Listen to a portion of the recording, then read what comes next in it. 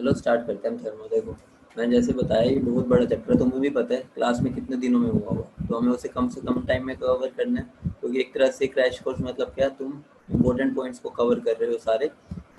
ये हमें उम्मीद है कि तुम्हें बेसिक्स तो पता ही होंगे क्योंकि तुम पढ़ के आए हो। ठीक है, हमें जो अच्छी अच्छी चीज़ें, अच्छे अच्छे कंसेप्ट हैं उन पर ध्यान देना है। ठीक है, देखो सबसे पहले थर्मोडायनेमिक्स तो तुम्हें पता ही है क्या होता है। उसमें ट्रांसफर होती है एनर्जी की। ठीक है, एनर्जी या मैटर की सिस्टम और सराउंडिंग के बीच में।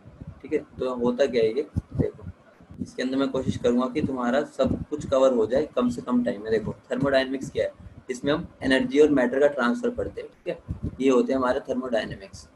मैं कोशिश करूंगा तुम्हें एक यूट्यूब वीडियो दूंगा जिसके अंदर हम ना थर्मोडायनेमिक्स को अच्छे से मतलब फील करने की कोशिश करेंगे, हमारी डेली लाइफ से कैसे रिलेटेड है। जैसे हर चैप्टर में तुमने देखा होगा मैंने क्या कोशिश की है, तुम्हें डे टू डे लाइफ से कंपेयर करवाने की कोशिश की है। ठीक है, वो मैंने इसलिए अभी नहीं किया क्योंकि तुम एक तरह से रिवाइज कर रहे हो। ठीक है, तो तुम्हें थर्मोडायनेमिक्स का पता ही है, लेकिन मैं कोशिश करूंगा ताकि तुम्हारे इंटरेस्ट बने, उसके लिए एक वीडियो डालने की कोशिश करूंगा थर्मोडायनेमिक्स की। वो एक तरह से तुम्हें लाइफ से रिलेटेड बताएगी थर्मोडायनेमिक्स कैसे तुम्हारे साथ ही जुड़ी हुई है, मतलब तुम उसको कैसे फील कर सकते हो। ठीक है, अभी तो हमें अपना एग्जाम निकालने की कोशिश करनी है क्योंकि हमारा अभी मेन फोकस क्या है, एग्जाम क्रैक करना।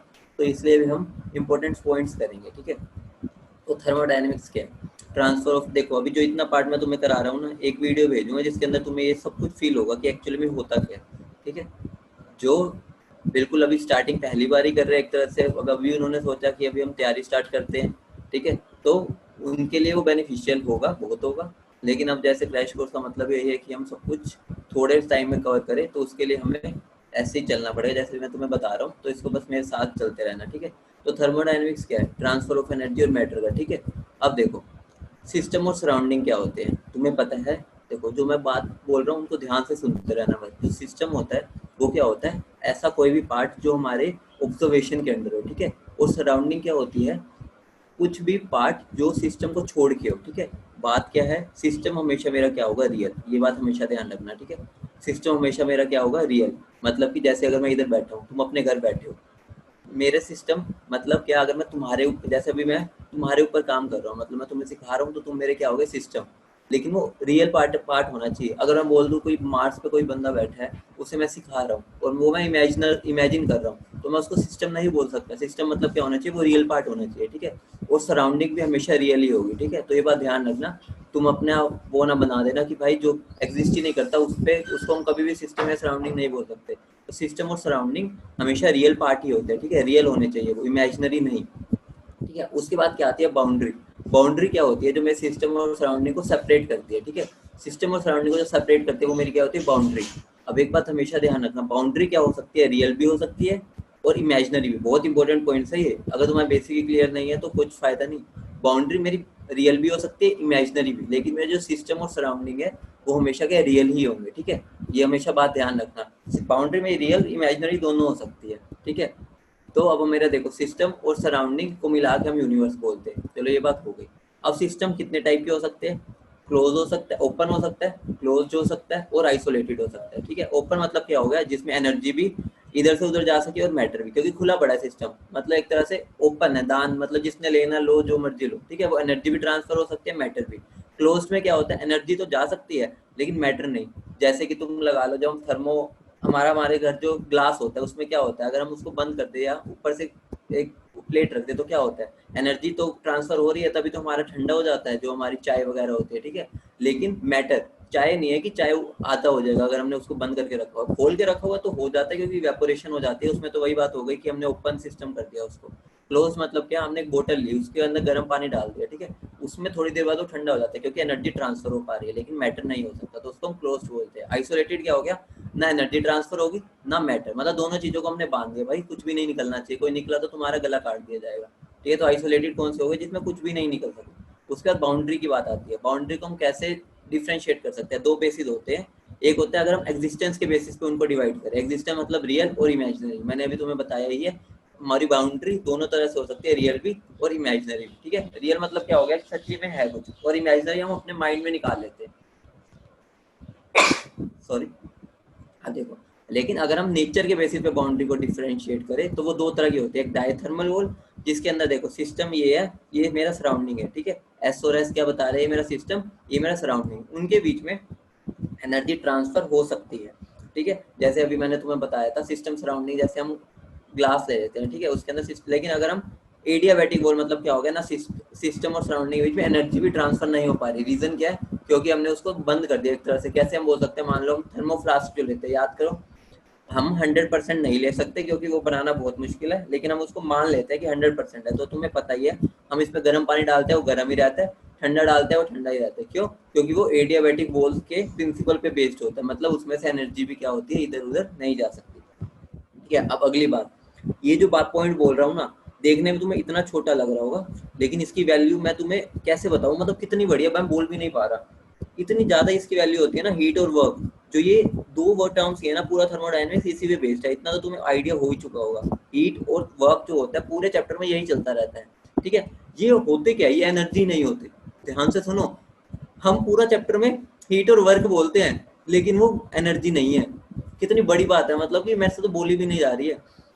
हीट और वर्क क्या है, एनर्जी है ही नहीं, वो बस एक मोड है ट्रांसफर के। एग्जांपल लेता हूँ, देखो मान लो तुम्हें मुझे पैसे देने, मैं ये बैठा हूँ, ये मेरा लैपटॉप है, ठीक है, तुम लैपटॉप के इस तरफ बैठे हो, ये रहे, मैं इधर बैठा हूँ, ये मैं हूँ, ये तुम हो, ठीक है। तुम्हें मुझे पैसे देने हैं, ठीक है, पैसे देने हैं तुमने मुझे। तो एक बात बताओ, तुम मुझे कैसे दे सकते हो? चेक के थ्रू दे सकते हो, ठीक है। तुमने चेक लगाया, चेक मुझे दिया, ठीक है।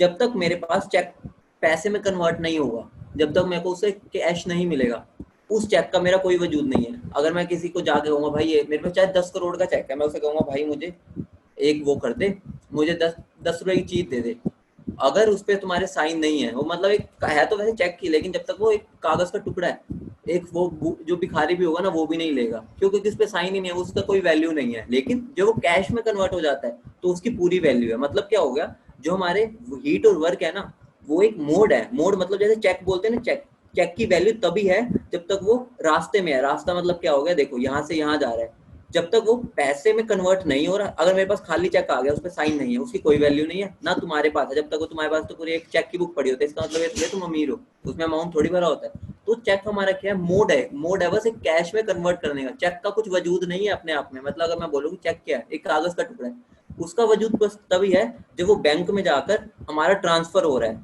मतलब कि चेक हमारा पैसा नहीं है, वो हमारा एक मोड है पैसे को ट्रांसफर करने का। वैसे जो मेरे हीट और वर्क है ना, वो मेरे क्या है, मोड है एनर्जी ट्रांसफर के। वो खुद एनर्जी नहीं है, वो बस एनर्जी ट्रांसफर करने में मेरी हेल्प कर रहे हैं, मतलब वो उठा के जा रहे हैं, कैरियर है एक तरह से, ठीक है।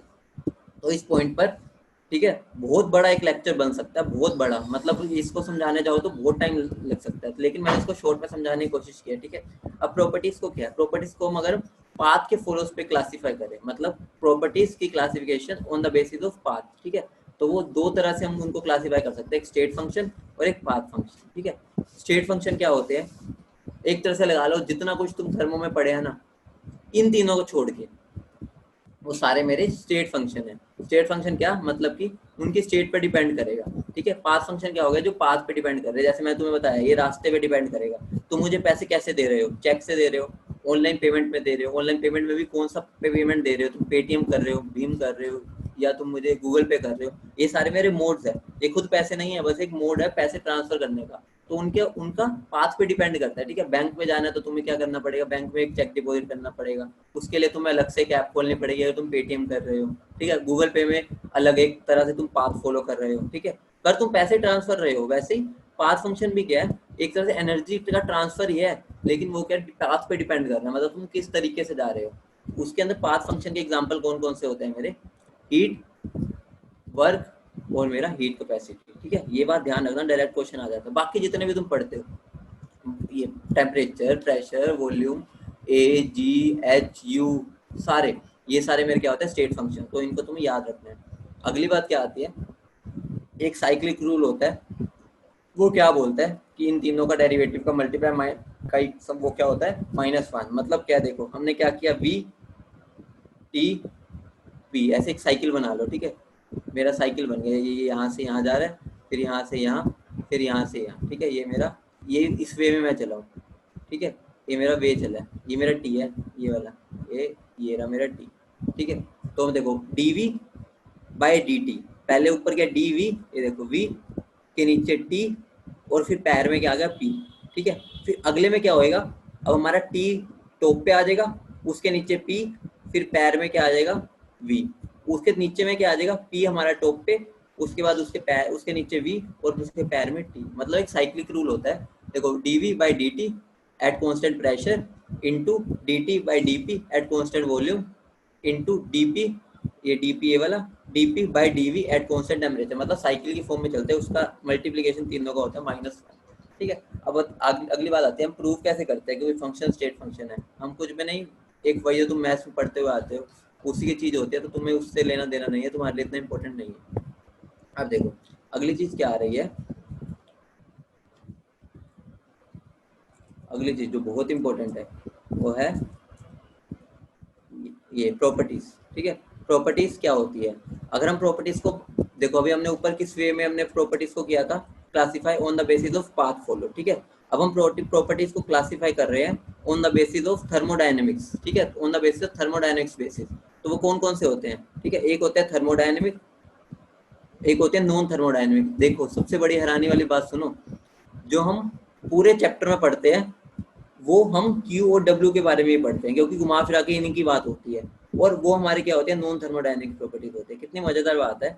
मतलब जो हम ये पढ़ रहे हैं, क्योंकि पाथ पे डिपेंड कर रही है, मतलब जो सारे पाथ फंक्शन होते हैं वो नॉन थर्मोडायनेमिक्स होते हैं। ठीक है, और जो ये होते हैं बाकी जो हम सारे स्टेट फंक्शन पढ़ते हैं, T, P, U, V, H, ये सारे मेरे क्या होते हैं, थर्मोडायनेमिक्स की प्रॉपर्टीज होती है। ठीक है, इनके बारे में तुम्हें डायरेक्ट पता होना चाहिए कौन कौन सी होती है। देखो अगर मैं प्रोसेस को क्लासीफाई करना चाहूँ, प्रोसेस को मैं क्लासीफाई कैसे कर सकता हूँ, एक तो है classification on the basis of properties that remain constant. मतलब प्रॉपर्टी कौन सी कांस्टेंट रह रही है, एक हो गया T कांस्टेंट, उसको हम आइसोथर्मल बोलते हैं, पता होगा तुम्हें। P constant isobaric, V constant isochoric, Q constant adiabatic. ये डायरेक्ट भी कई बार पूछा जाता है, बाकी इनडायरेक्टली यूज होता है क्वेश्चन में, तुम्हें पता ही होगा, इतना तो आइडिया तो तुम्हें हो ही गया होगा। अगला क्या, on the basis of path followed.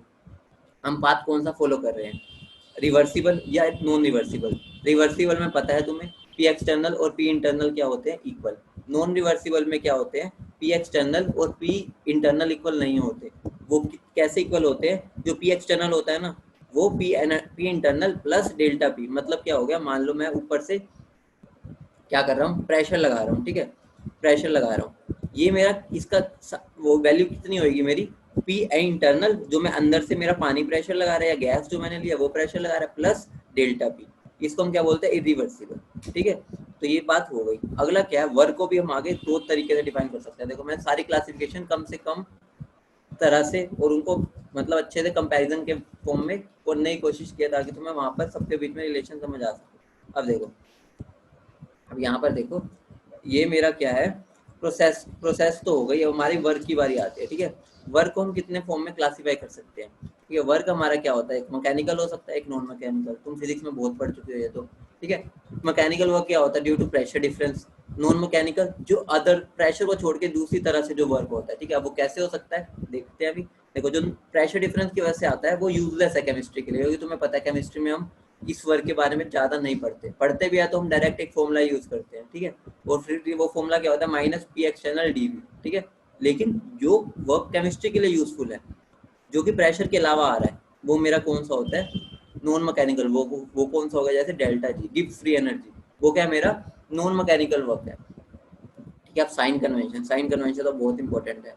और तुम हम फिजिक्स और केमिस्ट्री में कंफ्यूज मत हो जाना, फिजिक्स और केमिस्ट्री में दोनों चीज़ें डिफरेंट होती है। फिजिक्स में हम सराउंडिंग के रिस्पेक्ट में लेते हैं साइन कन्वेंशन, और केमिस्ट्री में हम सिस्टम के रिस्पेक्ट में लेते हैं। ठीक है, तो ये बात का भी ध्यान रखना, सिस्टम के रिस्पेक्ट में हम इसमें करते हैं। ठीक है, तो ये ध्यान रखना, अगर मैं work done on the system कर रहा हूँ, ठीक है, तो मेरा वर्क डन पॉजिटिव होगा। ठीक है, कैसे याद कर सकते हो, मतलब कि तो कोई मेरे ऊपर प्रेशर लगा रहा है। ठीक है, तो मैं तो हमेशा ऐसे याद रखता हूँ कि तुम एक को याद रखो, दूसरा अपने आप याद हो जाएगा। ठीक है, अगर मेरे पे कोई प्रेशर लगा रहा है, ठीक है, मतलब क्या होगा, वो मेरे ऊपर फोर्स कर रहा है। तो फोर्स कर रहा है मतलब क्या होगा, मेरे ऊपर वो पॉजिटिव वर्क कर रहा है। ठीक है, कोई अगर तुम्हारे घर वाले तुम्हें क्या कहते हैं, पढ़ो पढ़ो पढ़ो, वो तुम्हें क्या कर रहे हैं, प्रेशराइज कर रहे हैं। ठीक है, वर्क कर रहे हैं तुम्हारे ऊपर, ताकि तुम्हारा तुम्हारा जो फ्यूचर है वो पॉजिटिव रहे। तो एक तरह से क्या बोल सकते हैं, जो वर्क डन होता है अगर हम सिस्टम के ऊपर कर रहे हैं, वो क्या होगा, पॉजिटिव होता है। ठीक है, एक को याद रखो, दूसरा अपने आप ही नेगेटिव तुम्हें अपने आप याद हो जाए। दोनों को इकट्ठे कभी याद ना रखा करो, वरना कंफ्यूज हो जाओगे। और देखो, हम उसके अंदर अगर मैं किसी के ऊपर पॉजिटिव वर्क कर रहा हूँ, इसका मतलब उसे मैं कंप्रेस कर रहा हूँ। ठीक है, अब आगे बात आती है स्टेट फंक्शन। स्टेट फंक्शन को हम दो तरह से क्लासिफाई कर सकते हैं, मतलब दो उसके पार्ट्स होते हैं, एक थर्मोडायनेमिक वेरिएबल्स, एक थर्मोडायनेमिक पोटेंशियल्स। वेरिएबल्स कौन से होते हैं, देखो वेरिएबल्स वो है जिनको हम, देखो जो तुम पूरी प्रोसेस कर रहे हो उसमें क्या कर रहे हो, इन चारों चीजों को चेंज करते रहते हैं। वेरिएबल्स वही होता है ना, देखो हम प्रेशर क्या बोलते हैं, चेंज किया इधर से इधर, वॉल्यूम चेंज किया, टी चेंज किया, एंट्रोपी चेंज करते हैं। बाकी तुम्हें ये चारों को हम क्या बोलेंगे, थर्मोडायनेमिक वेरिएबल। और पोटेंशियल्स क्या होते हैं, पोटेंशियल एक बात बताओ, पोटेंशियल हम पढ़ते हैं जो इलेक्ट्रिक पोटेंशियल बोलते हैं, हम एक तरह से पोटेंशियल को एनर्जी भी बोल देते हैं ना, फिजिक्स में इतना तो पढ़ा ही होगा। जो सारी एनर्जी की टर्म्स है वो सारी मेरी क्या होगी, थर्मोडायनेमिक पोटेंशियल। जैसे एच जी यू ए, ये एक तरह से जब गिव फ्री एनर्जी, सारी एनर्जीज की टर्म ही है, ठीक है। एनर्जीज की टर्म्स को हम पोटेंशियल बोल रहे हैं, रिलेट कर सकते हो तुम, क्योंकि देखो हम क्या बोलते हैं, इलेक्ट्रिक फील्ड पोटेंशियल हम क्या बोलते हैं, वो एक यूनिट चार्ज को चलाने के लिए जो एनर्जी चाहिए, ठीक है, उसी को हम पोटेंशियल बोलते हैं, ठीक है। पोटेंशियल मतलब इनडायरेक्टली एनर्जी। अब जो सबसे इंपॉर्टेंट है तुम्हारे लिए, ये इंपॉर्टेंट है, ठीक है, ये वाले को तुम मतलब एक तरह से बिल्कुल अंदर संभाल कर लेना कि बहुत ही इंपॉर्टेंट है ये वाला। इसको हम क्या बोलते हैं, मैक्सवेल्स रिलेशन निकालते हैं। ये एक मैक्सवेल का डब्बा होता है, एक बंदा था मैक्सवेल, उसने एक डब्बा दिया था जिसकी हेल्थ से इनके बीच में रिलेशन निकालते हैं, और ये तुम्हारे एग्जाम में कई बार पूछा जा भी चुका है। कैसे करते हैं, बहुत सिंपल है।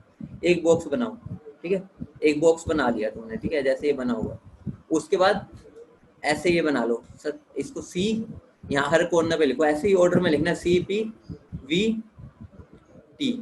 इसका क्या बना, देखो सत्य, ये है सत्य प्रकाश वेरी टायर्ड। कैसे याद करना है, सत्य प्रकाश वेरी टायर्ड, फिर है, फिर हमें उनके बीच में जो लिखना है, हे गॉड अभी उठा ले, ठीक है। ये बात याद रखना, सत्य प्रकाश वेरी टायर्ड, बहुत थक गया बंदा, वो क्या चाहता है, वो हे गॉड अभी उठा ले, मतलब मुझे भाई उठा ले, ठीक है। उनको हम कैसे याद करते हैं, देखो जोन सा मेरा बीच में है ना, ये देखो तुम्हें ये चीज तो पता चल गई, S P V O T मेरे क्या है, थर्मोडायनेमिक वेरिएबल्स, ठीक है। वेरिएबल्स मेरे कॉर्नर पे आएंगे, और जो मेरे पोटेंशियल्स है एच जी ए यू, ये मेरे कहाँ पर आएंगे, इनके बीच बीच में आएंगे, मतलब कि सरफेस पे आएंगे, जो हमारे बीच में एजिस बनी हुई है, ठीक है, एजिस पे आएंगे। तो उनको हम निकालते कैसे हैं, बहुत सिंपल है, देखो दो मैं बता देता हूँ, दो तुम खुद बताओगे, ठीक है। जो मेरा एच है, ठीक है, जो मेरा एच है, एच क्या होगा, मेरा सेंटर में आ रहा है, ठीक है। तो सेंटर वाले में क्या करेंगे हम, और ये जो हमने बना रखे हैं ना, फिर हम इनको ऐसे जोड़ देंगे जैसे ये बने हुए हैं, ठीक है। फिर एरो लगा दो, क्योंकि नीचे की तरफ जा रहे हैं, एरो लगा दो। अभी बताता हूँ रीजन क्या है, ठीक है। एरो हमें नीचे की तरफ ही लगाना है, क्योंकि इनका डायरेक्शन क्या है, नीचे की तरफ का, ठीक है। तो होगा क्या, देखो ये मेरा जो एच है, एच क्या मेरा सेंटर में, तो मेरा एच किसके इक्वल होगा, जिसकी तरफ एरो जा रहा है, ठीक है। एरो मेरा यहाँ नीचे की तरफ आ रहा है, जिसकी तरफ जा रहा है वो एज इट इज लिखा जाएगा टी, और जिसकी तरफ से आ रहा है उसको लिख देंगे डी एस, मतलब वो डी बन जाएगा, उसके आगे डेरिवेटिव लग जाएगा, ठीक है। अब देखो, और एच किस किस के बीच में फंसा पड़ा है, एस और पी के बीच में, तो हम ऐसे ही करेंगे। देखो एच मेरा क्या बन गया, एच मेरा बन गया T D S, T A ये रहा मेरा टी डी एस, ठीक है। और प्लस प्लस क्या है मेरा वी डी पी, समझ आई।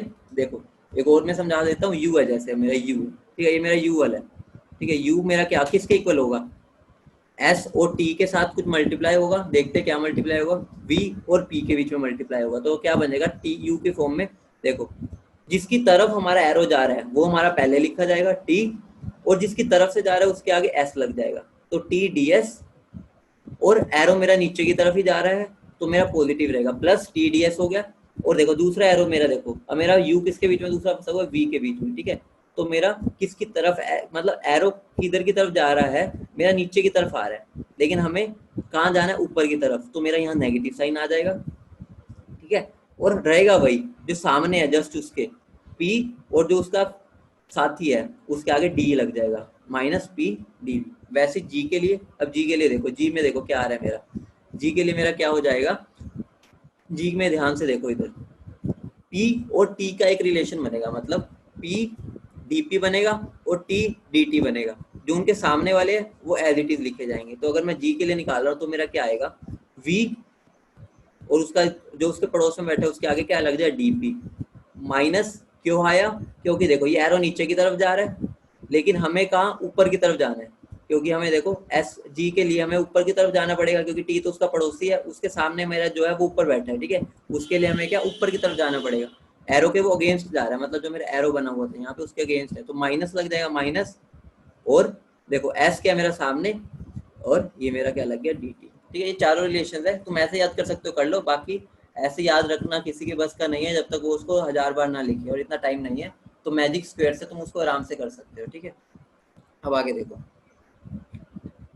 अब आगे बात करते हैं, ये जो बाकी ये दो है, ये इतने तुम्हारे लिए, तुम्हारे लेवल के लिए अभी इतने इंपॉर्टेंट नहीं है और एग्जाम में भी इससे कम ही पूछा जाता है, ठीक है। तो तुम इसको फोकस करो, ये तुमने कर लिया तो तुम्हारे लगभग सारे क्वेश्चन आ जाएंगे जब रिलेशंस की बात आएगी, ठीक है। तो इसका ध्यान रखना। अब देखो, अब आगे बढ़ते हैं।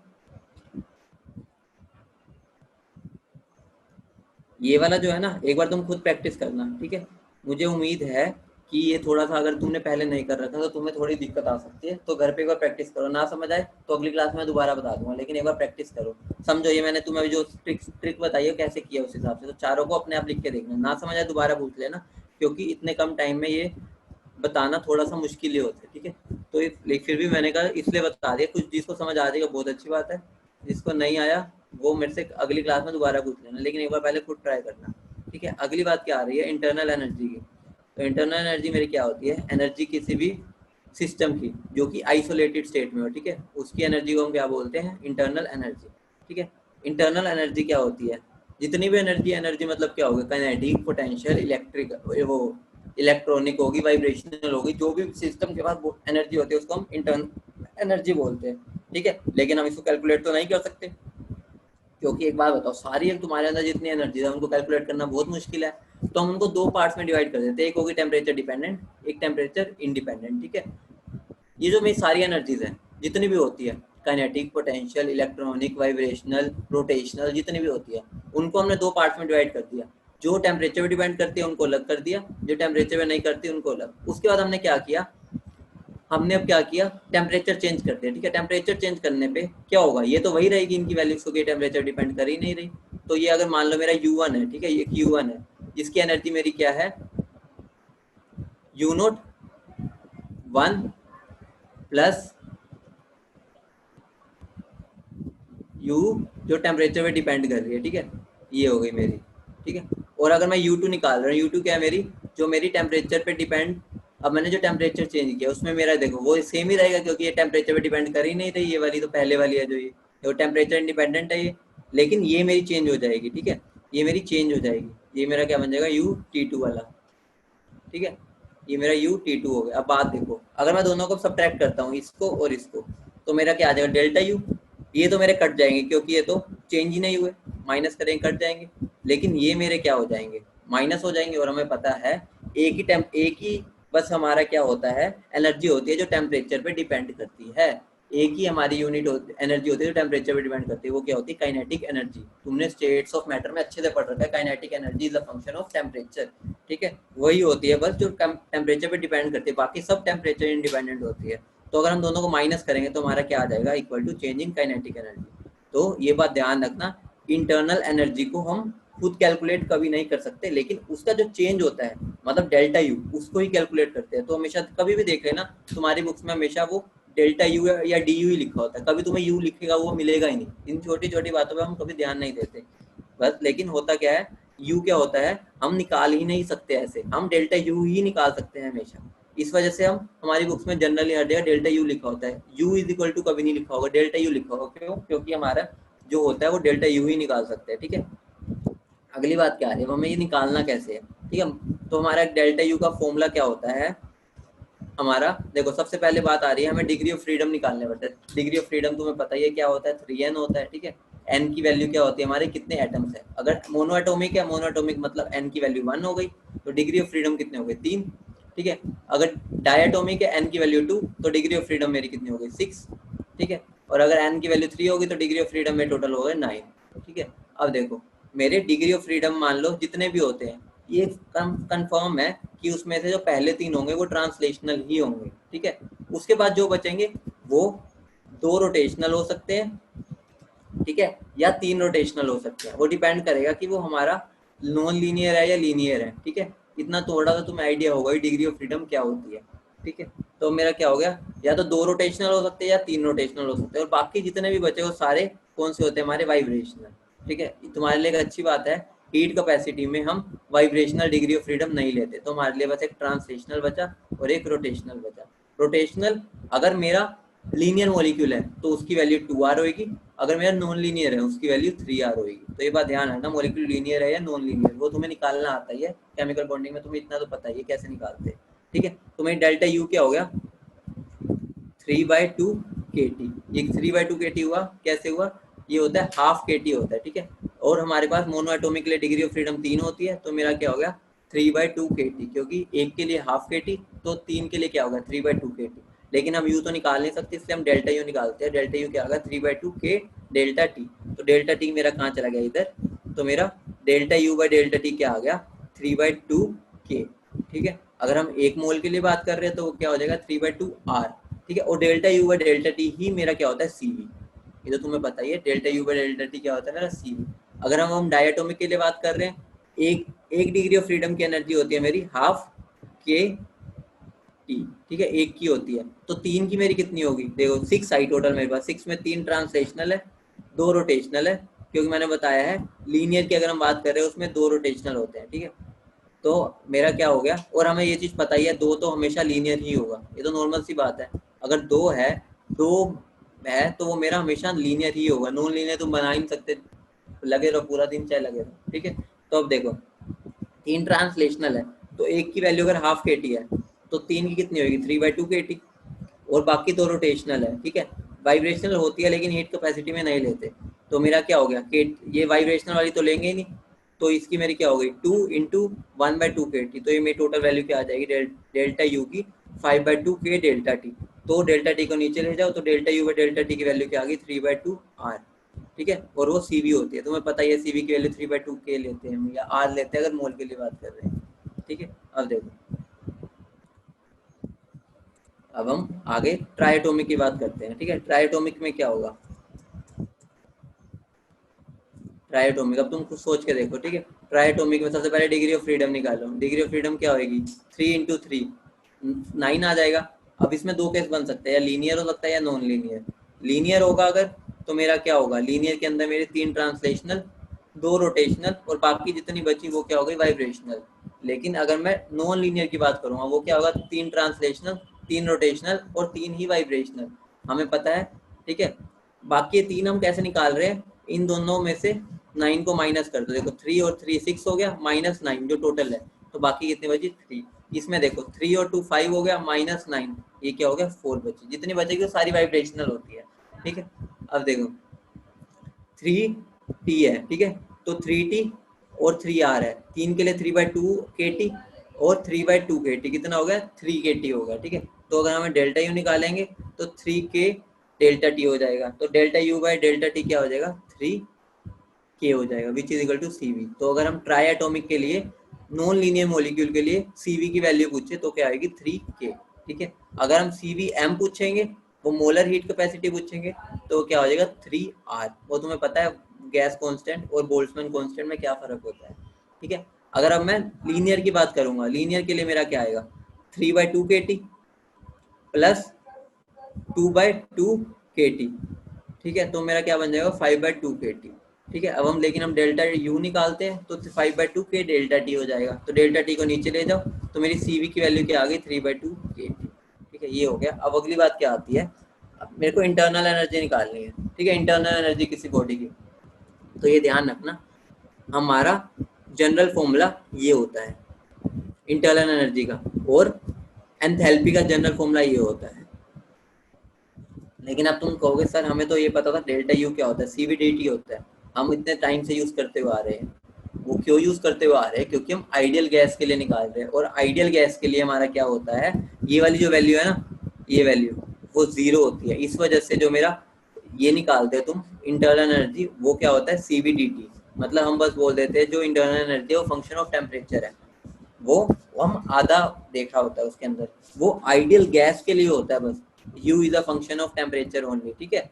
अगर मैं नॉन आइडियल की बात कर रहा हूँ, मतलब मान लो मैं वंडरबॉल गैस की बात कर रहा हूँ, वंडरबॉल गैस में मेरा जो U होता है वो फंक्शन ऑफ टेम्परेचर खाली नहीं होता, वो फंक्शन दोनों का ही होता है, वो टेम्परेचर का भी होता है और वॉल्यूम का भी होता है। क्यों, क्योंकि देखो U की जो मेरी वैल्यू होती है, इसकी अगर मैं निकाल रहा हूँ आइडियल गैस के लिए वो 0 होती है। वो कैसे होती है तुम्हें कोई मतलब नहीं है, इसकी वैल्यू 0 होती है, तो ये मेरी पूरी टर्म 0 हो जाती है, ये वाली यही बच जाती है। लेकिन अगर मैं वंडरबॉल के लिए बात कर रहा हूँ, इसकी वैल्यू जो है मेरी वो 0 नहीं होती, इसकी वैल्यू क्या होती है मेरी an² बाई v²। तो इसकी वैल्यू पुट करो an² by v² dv plus cv dt। तो इंटरनल एनर्जी का मेरा फॉर्मूला वंडरबॉल गैस के लिए ये बनता है, ठीक है। आइडियल के लिए मेरा क्या फंक्शन होता है, ये वाला। तो अगर हम जनरल याद रख ले, ठीक है, तो हमें याद करने की जरूरत ही नहीं, हम सीधा देख सकते हैं भाई आइडियल के लिए 0 होता है तो मेरा खाली ये बचेगा। नॉन आइडियल के लिए मतलब वंडरबॉल के लिए ये मेरा 0 नहीं होता, उसकी वैल्यू क्या होती है n² / v²। तो u की वैल्यू क्या आ जाएगी मेरी, ये आ जाएगी। ठीक है, अब देखो, अब बात आ रही है, दो इक्वेशंस होती है, ठीक है, वो याद कर सकते हो कर लो, बाकी इतना वो नहीं है। फर्स्ट इक्वेशन ऑफ थर्मोडायनेमिक्स होती है ये, सेकंड इक्वेशन ऑफ थर्मोडायनेमिक्स होती है ये, यहीं से ही हमारी इसकी वैल्यू निकलती है, जो हम यू में ऊपर यूज कर रहे हैं ना इतनी देर से, यहीं से आती है। तो उसका मतलब नहीं है, अभी तुम इतना छोड़ो, बस इतना ध्यान रखना कि आइडियल गैस के लिए यू मेरा क्या होता है, फंक्शन ऑफ टेम्परेचर होता है बस, और एच भी फंक्शन ऑफ टेम्परेचर। मतलब मैं कंक्लूड करके बता रहा हूँ, रीजन क्या है, क्योंकि ऊपर इसकी वैल्यू क्या आई है मेरी 0। लेकिन वंडरबॉल गैस के लिए, वंडरबॉल गैस के लिए मेरा क्या होता है, यू फंक्शन होता है इन दोनों का, ठीक है। लेकिन अगर खुद सोचो, मैं इस टर्म को 0, इस टर्म मतलब कि क्या हो गया, ये वाली चीज देखो, ये वाली चीज बता रहा हूँ, एक मिनट, ये देखो, ये वाली चीज, इस चीज पर ध्यान दो। मुझे अगर u को फंक्शन ऑफ खाली टेम्परेचर बनाना है, एक तो ऑप्शन है कि मैं इसको 0 कर दूं, ये वाले पार्ट को, ये 0 करूंगा तो ये मेरी पूरी टर्म ही 0 हो जाएगी, ये पूरी टर्म 0 हो जाएगी। इसको 0 कैसे मैं कर सकता हूँ, ये वाली चीज को, ये वाली चीज को कैसे 0 कर सकता हूँ, अगर मैं आइडियल गैस ले लूँ। लेकिन अगर मैं इसको 0 कर दूं, ये dv को, तो भी तो मेरा ये पूरी टर्म 0 हो जाएगी। तो वो मैं कैसे कर सकता हूँ, अगर मैं आइसोकोरिक प्रोसेस ले लूँ, आइसोकोरिक मतलब कि क्या हो जाएगा, मैं डीवी को क्या कर दूँ 0। तो मुझे अगर यू को फंक्शन ऑफ टेम्परेचर बनाना है बस, मतलब कि टेम्परेचर पे डिपेंडेंट है, तो मैं दो चीजें कर सकता हूँ, या तो मैं आइडियल गैस ले लूँ, आइडियल गैस मतलब क्या होगा, ये अपने आप 0 हो जाएगा उसके अंदर, और मेरी फिर पूरी टर्म ही 0 हो जाएगी, और वो u क्या हो जाएगा, इज इक्वल टू CVDT। या दूसरा ऑप्शन क्या है, मैं आइसोकोरिक प्रोसेस ले लूँ, आइडियल गैस ना भी लूँ, लेकिन आइसोकोरिक प्रोसेस ले लूंगा, तो मेरा dv 0 हो जाएगा और मेरा CVDT के इक्वल ही आ जाएगी u की वैल्यू। ठीक है, तो दो तरीके से हम कर सकते हैं इसको, तुम्हारा जैसे मन करे तुम उसको कर सकते हो फंक्शन ऑफ टेम्परेचर बनाने के लिए। ठीक है, अब देखो, अब बात क्या आती है, ये इधर ध्यान दो। देखो, अगर मैं आइसोथर्मल और आइडियल दोनों चीजें लगा दूं, ठीक है, आइसोथर्मल मतलब क्या हो गया, मेरा ये वाला पार्ट 0 हो गया, ठीक है, और आइडियल भी लगा दूं तो मेरा ये वाला पार्ट भी 0 हो जाएगा। तो मेरा जो डेल यू है वो 0 पूरा ही 0 हो जाएगा, मतलब वो इस पर भी डिपेंड नहीं करेगा। क्यों, क्योंकि मैंने इसको भी 0 कर दिया और इसको भी 0 कर दिया। ठीक है, तो अगर मैं किसी तरह मेरे से कोई पूछ ले कि डी यू इक्वल टू 0 की कंडीशन क्या है, एक तो पहली कंडीशन क्या है, मैं आइसोथर्मल कर दूं और आइडियल ले लूं। ठीक है, दूसरी कंडीशन क्या है, मैं आइसोथर्मल और आइसोकोरिक दोनों प्रोसेस इकट्ठे लगा दूं तो मेरा ये दोनों 0 हो जाएंगे। ठीक है, अब देखो, ये तुम्हें स्टेट्स ऑफ मैटर में पता है, ये क्या होता है मेरा, मेजर ऑफ इंटरनल प्रेशर होता है। हम इंटरनल प्रेशर, इसको हम क्या बोलते हैं, मेजर ऑफ इंटरनल प्रेशर, याद करो वंडरवॉल इक्वेशन में जब हम पढ़ते हैं। ठीक है, और हमें पता है ये वाली जो वैल्यू है ये मेरी इसी के इक्वल है। ठीक है, इसके इक्वल आई है वंडरवॉल के लिए, तभी तो हम यहाँ वैल्यू पुट कर पाए हैं उसकी। इसका मतलब क्या होगा, ये भी मुझे इंटरनल प्रेशर का ही मेजरमेंट बताता होता है। ठीक है, तो ये मेरा क्या होगा, मेजर ऑफ इंटरनल प्रेशर हो गया। ठीक है, अब देखो, आइसोकोरिक का मैंने बता दिया, यू फंक्शन ऑफ टेम्परेचर ही होगा। ठीक है, तो अब कंडीशन क्या रही, अगर मैं बिल्कुल अभी तक हमने जो किया समराइज करूँ, इंटरनल एनर्जी को अगर हमें 0 करना है, बिल्कुल उसका खात्मा करना है, तो हमारे पास दो ऑप्शन है, या आइडियल और आइसोथर्मल ले लो, या आइसोकोरिक प्लस आइसोथर्मल ले लो। इन दोनों केस में क्या हो जाएगा, मेरा क्या हो जाएगा, ये दोनों टर्म्स ही 0 हो जाएगी। ये दोनों टर्म 0 हो गई अगर, तो मेरा डी यू अपने आप ही खत्म हो जाएगा, मतलब 0 हो जाएगा। ठीक है, अब हम आ जाते हैं अपने फर्स्ट लॉ पे। अभी तक हमने क्या पढ़ा, सारा बेसिक्स कवर किया है, ठीक है, जो बहुत इंपॉर्टेंट है। अब हम सारे क्या करेंगे, फर्स्ट लॉ के ऊपर बात करते हैं। फर्स्ट लॉ हमें क्या बताता है, देखो, फर्स्ट लॉ तुम्हें पता ही है वैसे, अब हमें होता क्या है वो तो तुम्हें पता है, तुम बहुत बार फिजिक्स में पढ़ चुके, केमिस्ट्री में पढ़ चुके। अब देखो, फर्स्ट लॉ क्या बताता है, चेंज जो यू होता है मेरा क्यू प्लस डब्ल्यू होता है। ठीक है, यू क्यू जो होता है मेरा क्यू प्लस डब्ल्यू होता है। अब मैंने यहाँ यू लिखा हुआ है, तो तुम सोच रहे हो सर आपने बोला था वो यू क्या होता है, हम डी यू लिखते हैं हर जगह। अगर कहीं पर यू लिखा हुआ है ना, उसका मतलब ही हम एक तरह से हम क्या निकालना चाह रहे हैं, वो डी यू ही निकाल रहे हैं। ठीक है, तो इस चीज़ का ध्यान रखना, वो तुम अभी छोटे हो इसलिए तुम्हारे एनसीईआरटी में अगर देखो तो वहाँ पर इस चीज़ पर इतना ध्यान नहीं दिया जाता। ठीक है, लेकिन अगर तुम कॉम्पिटिटिव के लिए पढ़ रहे हो, तुम्हें ये चीज़ें पता होनी चाहिए, तभी तुम्हारे बेसिक स्ट्रॉन्ग होंगे। ठीक है, अगर अब मैं साइन कन्वेंशन की बात करूँ, ठीक है, कंप्रेशन मतलब क्या हो गया, मेरे पे कोई वर्क कर रहा है, ठीक है, तो work done on the system होता है, मैंने तुम्हें बताया ही था, ठीक है। और एक्सपेंशन मतलब work done by the system, मतलब अंदर से कोई धक्का मार रहा है, सिस्टम जो है वो धक्का मार रहा है, मतलब क्या हो गया, मैं एक्सपैंड होने की कोशिश कर रहा हूँ। अगर मुझे कोई कमरे में बंद कर दे, ठीक है, तो मुझे अगर दरवाजा खोलना है तो मैं अंदर से धक्का मारूंगा, ठीक है। तो अगर अंदर में से धक्का मारूंगा मतलब मैं एक्सपैंड होने की कोशिश करूंगा। अगर कोई मुझे बाहर से धक्का मारेगा तो मैं कंप्रेस हो जाऊंगा, क्योंकि मेरे ऊपर से फोर्स आ रहा है, ठीक है। तो अगर एक और बात, एनर्जी क्यू की वैल्यू कहते हैं पॉजिटिव। अगर एंडोथर्मिक प्रोसेस हो, एंडोथर्मिक मतलब क्या हो गया, हम सिस्टम को हीट दे रहे हैं। वही तो हम बोलते हैं जब हमारी कोई प्रोसेस नहीं हो रही होती हम बाहर से उसको हीट देते हैं, मतलब क्या हो गया, हम हीट सिस्टम को दे रहे हैं, उसको हम एंडोथर्मिक बोलते हैं। लेकिन अगर सिस्टम एनर्जी रिलीज करता है उसको हम क्या बोलते हैं, एक्सोथर्मिक। तभी तो हमने बोला heat is taken from the system, मतलब सिस्टम हीट दे रहा है, उसको हम एक्सोथर्मिक बोलते हैं, और हम उसको साइन क्या देते हैं, नेगेटिव, ठीक है। ये आर्बिट्रेरी होता है, ऐसा नहीं है कि ये एनर्जी आके बोलती है भाई मैं नेगेटिव में निकल रही हूँ, मैं पॉजिटिव में, हमने एक को पॉजिटिव मान रखा है तो दूसरा अपने आप नेगेटिव हो जाता है, ये आर्बिट्रेरी है, ठीक है।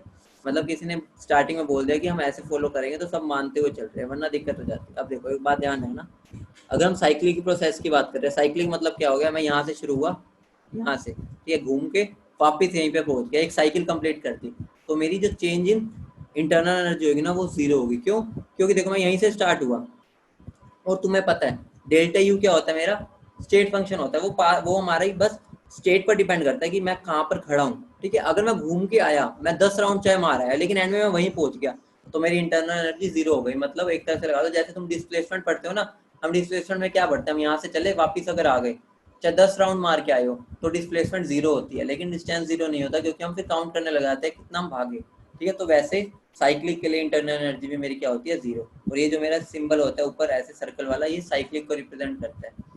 अगली बात क्या आती है, path function plus fast function हमेशा पाथ फंक्शन होता है, ये कंपल्सरी नहीं है हमेशा, ठीक है। लेकिन अगर कोई दो स्टेट फंक्शन को हम ऐड करेंगे तो वो मुझे हमेशा ही स्टेट फंक्शन देगा, ये प्रॉपर्टी बहुत काम आती है, ठीक है। जो मेरी दो पाथ फंक्शन होते हैं उनके एडिशन से कभी मुझे पाथ फंक्शन मिल सकता है, लेकिन कंपल्सरी नहीं है। लेकिन देखो अब तुम यहीं से एग्जांपल ले लो, ये क्यू मेरा क्या है, पाथ फंक्शन, वर्क फंक्शन भी क्या है मेरा, वर्क क्या है, पाथ फंक्शन, लेकिन जो मेरा यू होता है हमें पता है ये क्या है, स्टेट फंक्शन। देखो path function plus path function हमें क्या मिला, एक स्टेट फंक्शन। तो इसका मतलब क्या हो गया, इन दोनों को प्लस करने से हमेशा स्टेट फंक्शन मिले, कंपल्सरी नहीं है, एग्जाम्पल मैंने ये दे दिया। लेकिन अगर कोई स्टेट फंक्शन है तो उनको मैं ऐड कर रहा हूँ तो मुझे हमेशा ही स्टेट फंक्शन मिलेगा, मतलब ये 100% है, इसमें मैं गारंटी दे सकता हूँ, ये इसमें गारंटी नहीं दे सकता, मतलब ये चाइनीज प्रोडक्ट है ये ऊपर वाला, ये क्या मेरा इंडियन, इंडियन में बढ़िया गारंटी मिलती है, ठीक है। अगली बात क्या आ रही है, आइसोथर्मल रिवर्सिबल प्रोसेस में अगर अब हमें क्या निकालना है, वर्क डन। अब यहाँ से तुम्हारी चीजें स्टार्ट हो गई जो तुम्हें रटी पड़ी होती है, तो इस चीज पर इतना फोकस मैं नहीं करूंगा, वर्क डन का फॉर्मूला ही होता है ये तो, ठीक है। अगर मैं बात कर रहा हूँ आइसोथर्मल रिवर्सिबल प्रोसेस की, ठीक है, इसके लिए मेरा वर्क क्या होता है, देखो आइसोथर्मल है, सबसे पहली बात आइसोथर्मल हो गया, आइसोथर्मल मतलब क्या हो गया, डी टी जीरो हो गया अगर मैं, ठीक है, तो मेरा ऑटोमेटिकली क्या हो जाएगा, डी यू जीरो। ये बात ये ध्यान से सुनो, ये बात मैं आइडियल गैस के लिए कर रहा हूँ बस, क्योंकि मैंने आइडियल गैस में ही बोला था जो मेरा यू होता है वो क्या होता है, मेरा यू जो होता है वो क्या होता है, मेरा सी वी डी टी होता है,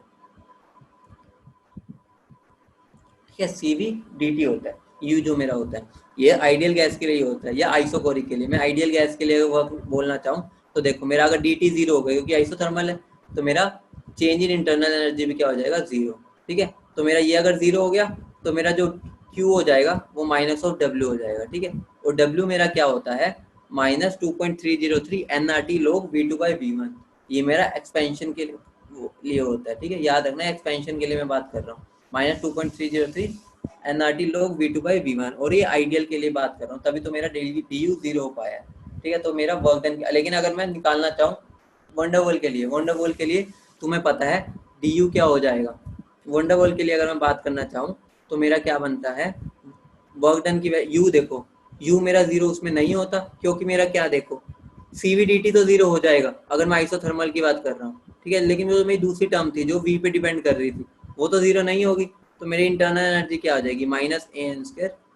मतलब वो तुम्हें फॉर्मूला याद नहीं रखना, बस ये ध्यान रखना है कि इसके अंदर वो चीज़ जीरो नहीं होगी जो यहाँ पर जीरो हो रही थी, ठीक है। अब जो अगली दो इंपॉर्टेंट बातें आ रही है वो क्या है, मेरी ये वाली है, ठीक है, ये वाली मेरी दो इम्पोर्टेंट बातें हैं। वो क्या इम्पोर्टेंट बातें हैं, बहुत इंपॉर्टेंट है, इनको अच्छे से मार्क कर लो। रिवर्सिबल प्रोसेस के लिए देखो मैं बिल्कुल एक्सट्रैक्ट लेके आया हूँ तुम्हारे पास, ताकि तुम मतलब इनको पढ़ो, इनको भी कर लोगे ना तो तुम थर्मो कुछ भी नहीं छूटेगा, बस इनके साथ साथ क्वेश्चन भी करने, ठीक है। रिवर्सिबल अगर मेरी प्रोसेस होती है तो जितना मेरा वर्क ऑफ कंप्रेशन होता है उतना ही वर्क ऑफ एक्सपेंशन होता है, ये बात ध्यान रखना। अगर मैं रिवर्सिबल प्रोसेस कर रहा हूँ तो मेरा जो कंप्रेशन का वर्क होगा वो एक्सप्रेशन के वर्क के इक्वल होगा, साइन डिफरेंट होगा लेकिन वैल्यू इक्वल होगी, ठीक है, मैग्नीट्यूड, तभी मैंने मोड लिया है। लेकिन इरिवर्सिबल प्रोसेस के लिए मेरे वर्क ऑफ कंप्रेशन और वर्क ऑफ एक्सपेंशन इक्वल नहीं होते, ये बात ध्यान रख लेना, नहीं होते नहीं होते नहीं होते, ठीक है। अब अगर मैं इन सबको ऑर्डर में लगाना चाहूँ, एक बात बताओ, मैंने तुम्हें क्या बताया है कि इरिवर्सिबल में दोनों इक्वल नहीं होते, रिवर्सिबल में दोनों इक्वल होते हैं, ठीक है। तो एक बात ध्यान रखना, वर्क ऑफ एक्सपेंशन जो होता है वो हमेशा मेरा छोटा होता है वर्क ऑफ कंप्रेशन से, ठीक है। एक्सपेंशन का वर्क हमेशा छोटा होता है वर्क ऑफ कंप्रेशन से, ठीक है। ये किसके केस में बात हो रही है, हमारे इरिवर्सिबल में, क्योंकि रिवर्सिबल में तो दोनों होते ही इक्वल है। तो एक बात ध्यान रखना, अगर मैं एक स्टेप में क्या कर रहा हूँ, एक स्टेप में एक्सपेंशन कर रहा हूँ, ठीक है, उसका वर्क डन सबसे छोटा होता है, ठीक है। फिर अगर मैं दो स्टेप में कर रहा हूँ इरिवर्सिबल, दो स्टेप मतलब क्या हो गया, मैंने क्या किया, एक तरह से लगा लो मेरा डब्बा है, ठीक है, एक्सपेंशन कर रहा हूँ मैं, एक्सपेंशन मतलब क्या होगा, पहले मैंने क्या ऊपर 10 का वेट लगा रखा है, ठीक है, और अंदर मेरी जो गैस है वो भी 10 का ही वेट लगा रही है अंदर से भी, ठीक है। मैंने एकदम बाहर 5 का कर दिया, ठीक है, 5, तो एकदम मेरी गैस एक्सपेंड होकर क्या होगा, ऊपर की तरफ आ जाएगी, तो मतलब मैंने एक बार एक्सपेंशन कर दिया, उसके बाद मैंने छोड़ दिया, ठीक है, 5 का मैंने कॉन्स्टेंट रखा, उसके बाद मैंने फिर एकदम हटा दिया, मतलब स्लोली स्लोली नहीं, तुम्हें पता है रिवर्सिबल का मतलब क्या होता है, वो स्लोली, और इरिवर्सिबल का मतलब होता है एकदम, ठीक है। तो मैंने क्या किया, 5 का हटा के एकदम 2.5 का लगा दिया, और एकदम क्या होगी, गैस एक्सपैंड होगी एकदम, क्योंकि मैंने एकदम प्रेशर कम कर दिया, फिर 2.5 पे फिक्स कर दिया।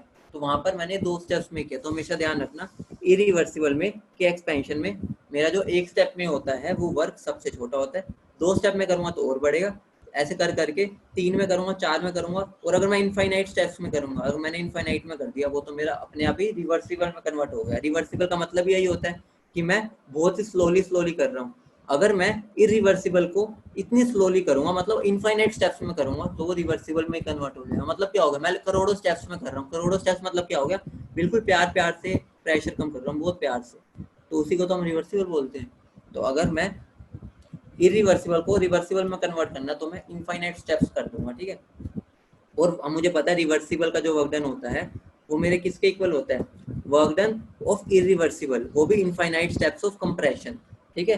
और उसी को हम क्या बोल सकते हैं, वर्क डन किसमें, मतलब कंप्रेशन का वर्क डन रिवर्सिबल में, क्योंकि मैं इनफाइनाइट स्टेप्स अगर करती है तो वो रिवर्सिबल में कन्वर्ट हो गया, तो ये वाली कंडीशन अप्लाई हो जाएगी। उसके बाद क्या होगा, जैसे जैसे मैं स्टेप्स कम करता जाऊंगा, अब मेरी कंप्रेशन आ गई, कंप्रेशन का वर्क डन, तो क्या होगा, धीरे धीरे क्या होता जाएगा, जैसे जैसे मैं स्टेप्स कम करूंगा मेरा क्या हो जाएगा, वर्क बढ़ता जाएगा, ठीक है। तो ये ध्यान रखना, हम एक्सपेंशन का वर्क और कंप्रेशन के वर्क में कैसे आ सकते हैं, सबसे पहले एक स्टेप में करो सबसे कम वर्क, फिर दो में करोगे बढ़ेगा वर्क डन, मतलब वर्क डन मतलब वैल्यू बढ़ती जाएगी। यहाँ पर मेरी वैल्यू कुछ अगर आ रही है 5, यहाँ क्या आएगी, अगर दो स्टेप्स में करूँगा 6, फिर 7, फिर 8, इनफाइनाइट में करूँगा तो मेरी 100 आएगी, ठीक है।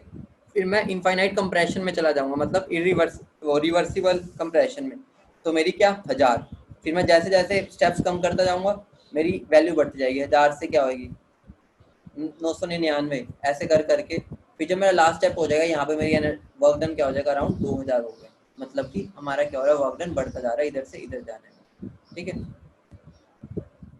अब एक बात आती है, चलो हम पहले वो वाली बात कर लेते हैं, तुम्हारे साथ तुम बड़ी देर से चुप बैठे हो, ठीक है, तो हम थोड़ा सा क्विज टाइप खेल लेते हैं, ठीक है, इतना भी हमने पढ़ लिया। एक बात बताओ, तुम्हें एक्सटेंसिव इंटेंसिव प्रॉपर्टीज पता है ना, यस और नो बता दो, एक्सटेंसिव और इंटेंसिव क्या होती है, जल्दी बोलो, इंटेंसिव एक्सटेंसिव पता है, यस और नो बता दो। What are intensive and what are extensive properties, बताओ फटाफट।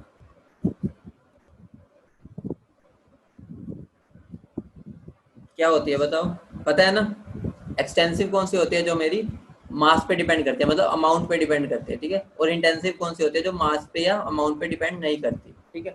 तो अब तुम मुझे आंसर देते जाना, तुम्हें आई या ई में आंसर देना है कि एक्सटेंसिव है या इंटेंसिव है, ठीक है। आई मतलब इंटेंसिव है, ई मतलब एक्सटेंसिव है, तो तुम्हें ऐसे आंसर देना है। ठीक है।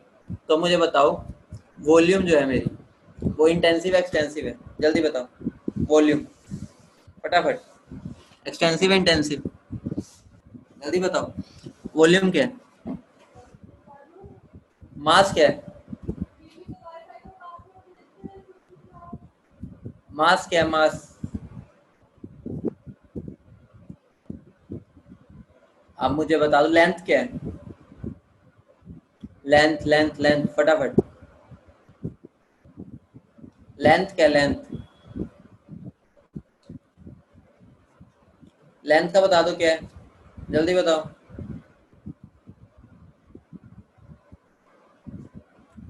लेंथ क्या? लेंथ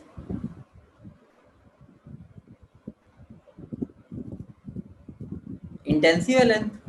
अगर मैं तुम्हें एक एक बड़ा सा एक रोड देता हूँ, उसको अगर मैं हाफ कर दूंगा तो लेंथ हाफ नहीं होगी? मुझे बताओ टेम्परेचर क्या है? इंटेंसिव एक्सटेंसिव, जल्दी बताओ। टेम्परेचर, टेम्परेचर टेम्परेचर जल्दी बताओ, जल्दी बोलो टेम्परेचर क्या है?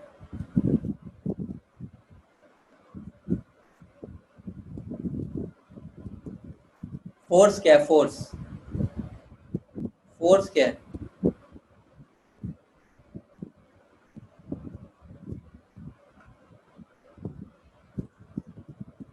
प्रेशर क्या है? प्रेशर, प्रेशर बता दो। प्रेशर, प्रेशर क्या है बताओ।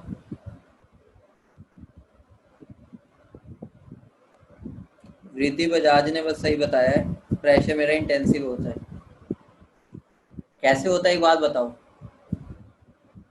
मैं अगर बात कर रहा हूँ, मेरे पास जो इस टाइम हम बैठे हैं, तुम बैठे हो ठीक है, या तुम्हारे आगे जो तुम्हारी नोटबुक पड़ी है, ये नोटबुक पड़ी है ठीक है, इस पर इस टाइम प्रेशर कितना लग रहा है? 1 atm लग रहा है, एटमॉस्फेरिक प्रेशर ही लग रहा है ठीक है। अगर मैं इस नोटबुक को आधा कर दूं तो क्या एटमॉस्फेरिक प्रेशर आधा हो जाएगा? नहीं होगा। नॉर्मल सी बात है, एटमॉस्फेरिक प्रेशर वही रहेगा उस पर। तो मेरा क्या हो गया? प्रेशर क्या हो गया, या लिख लो इसको अच्छे से, प्रेशर मेरा क्या होगा? इंटेंसिव प्रॉपर्टी होता है। और दूसरा तरीका क्या है फाइंड आउट करने का? हमेशा दो एक्सटेंसिव प्रॉपर्टीज का जो मेरा रेशो होता है, ठीक है, एक्सटेंसिव प्रॉपर्टीज का जो मेरा रेशो होता है वो हमेशा इंटेंसिव मिलता है। तो ये प्रॉपर्टी भी लिख लेना ठीक है। दो एक्सटेंसिव प्रॉपर्टीज का रेशो मेरा हमेशा इंटेंसिव होता है। देखो एग्जांपल क्या है, अगर तुम किसी इंटेंसिव प्रॉपर्टी को दो एक्सटेंसिव प्रॉपर्टीज की रेशियो में लिख सको तो वो मेरा हमेशा क्या होगा? इंटेंसिव होगा। एग्जांपल क्या है देखो, फोर्स मेरा क्या था मुझे पता है, एक्सटेंसिव था ठीक है। और मेरा प्रेशर क्या है मुझे पता करना है, तो बताओ प्रेशर मेरा क्या होता है? फोर्स बाय एरिया होता है ठीक है। फोर्स मेरा क्या है मुझे पता है, क्या है मेरा ये फोर्स? एक्सटेंसिव है। और एरिया क्या है मेरा? एक्सटेंसिव है, क्योंकि पता है एरिया किस पे डिपेंड कर रहा है, जितनी बड़ी टाइल लूंगा उसका एरिया ज़्यादा, जितनी छोटी उसका उसका एरिया भी कम ठीक है। ये दोनों मेरी एक्सटेंसिव प्रॉपर्टीज है और उनका रेशियो मेरा मेरा हमेशा, हमेशा बोल रहा हूँ हमेशा मतलब क्या होगा? इंटेंसिव। मतलब मेरा जो प्रेशर आ रहा है वो मेरा क्या है? इंटेंसिव है। अभी बात बताओ डेंसिटी मेरी, डेंसिटी क्या है? डेंसिटी बताओ, एक्सटेंसिव है इंटेंसिव है, जल्दी बोलो। हीट कैपेसिटी बताओ, हीट कैपेसिटी इंटेंसिव एक्सटेंसिव है? हीट कैपेसिटी, हीट कैपेसिटी बताओ, एक्सटेंसिव इंटेंसिव?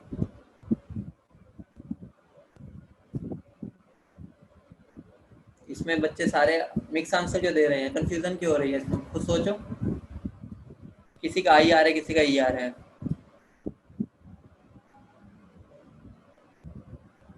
देखो मेरा जो हीट कैपेसिटी होती क्या है? किसी भी बॉडी का टेम्परेचर राइज करने के लिए 1 डिग्री सेल्सियस से कितनी टेम्परेचर, मतलब कितना टेम्परेचर देना पड़ेगा उसको, कितनी हीट देनी पड़ेगी कि उसका जो बॉडी का टेम्परेचर है वो 1 डिग्री सेल्सियस से बढ़ जाए ठीक है। तो मैं तुम्हें एक पानी का ग्लास देता हूँ, इसका टेम्परेचर 1 डिग्री से बढ़ाओ, और मैं तुम्हें कह रहा हूँ कि अंटार्कटिका में जाओ, उसका टेम्परेचर 1 डिग्री से बढ़ाओ, है तो दोनों में पानी ठीक है। तो तुम बताओ कि इसमें जो हीट कैपेसिटी आएगी और इसकी हीट कैपेसिटी सेम आएगी कोई? बताओ। एंटार्क्टिका है, तुम्हें मैंने भेज दिया, तुम्हें मैंने हरिद्वार भेज दिया, भाई जाओ गंगा रिवर का टेम्परेचर बढ़ा के आओ 1 डिग्री सेल्सियस से, वही तो हीट कैपेसिटी होती है। तो तुम बताओ तुम जो पानी में ग्लास में पानी ले रखा है उसका 1 डिग्री टेम्परेचर बढ़ाने के लिए तुम्हें उतनी हीट ही देनी पड़ेगी जितना तुम्हें पूरे समुद्र का टेम्परेचर बढ़ाने के लिए देनी पड़ेगी। ऐसा तो नहीं होगा। मेरा हीट कैपेसिटी क्या होता है, एक्सटेंसिव होता है, वो अमाउंट पे डिपेंड करता है। ठीक है, तो हीट कैपेसिटी मेरा क्या है उसको रिलेट कर लिया करो ना, खुद कंपेयर कर लिया करो। मतलब अगर तुम रट्टा मारोगे तो पेपर में कोई भी कुछ भी पूछ सकता है। तो तुम्हें क्या करना है, उसकी प्रॉपर्टी पे जाना है। अब एक बात बताओ, मैंने तुम्हें इसका बता दिया, ठीक है। अब बताओ मोलर हीट कैपेसिटी क्या होगी। मोलर हीट कैपेसिटी इंटेंसिव या एक्सटेंसिव, मोलर हीट कैपेसिटी। तो एक हमेशा बात ध्यान रखना, जब भी मैं किसी प्रॉपर्टी को पर यूनिट मोल कर दूंगा, ठीक है, तो वो मेरी हमेशा क्या बन जाएगी, इंटेंसिव।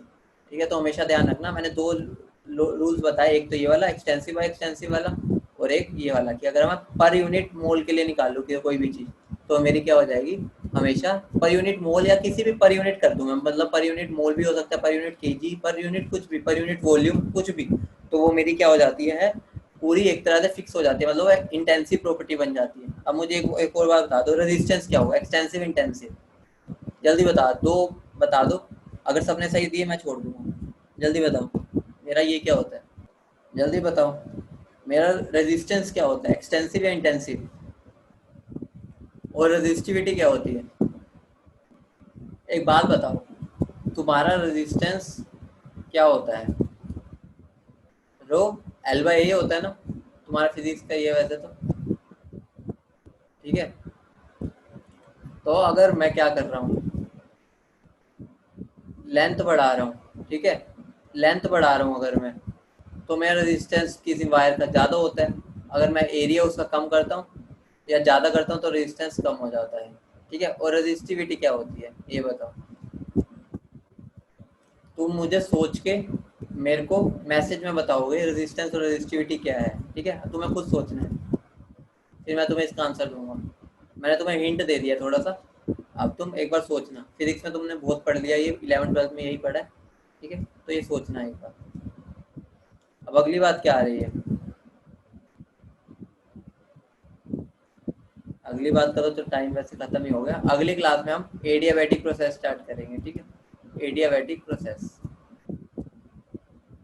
तो तुम्हें मुझे बताना है रेजिस्टिविटी और रेजिस्टेंस का बताना है तुम्हें, कौन इंटेंसिव है कौन एक्सटेंसिव है, ठीक है। या अगली क्लास में बता देना, मैं आते सबसे पहले यही तुमसे पूछूंगा, ठीक है। तो ये तुम्हारा एक तरह से छोटा सा होमवर्क, क्या होमवर्क, तो तुम्हारे लिए होमवर्क नहीं, बस तुम्हें बताना है, एक बार ढूंढ सोचना क्या होता है।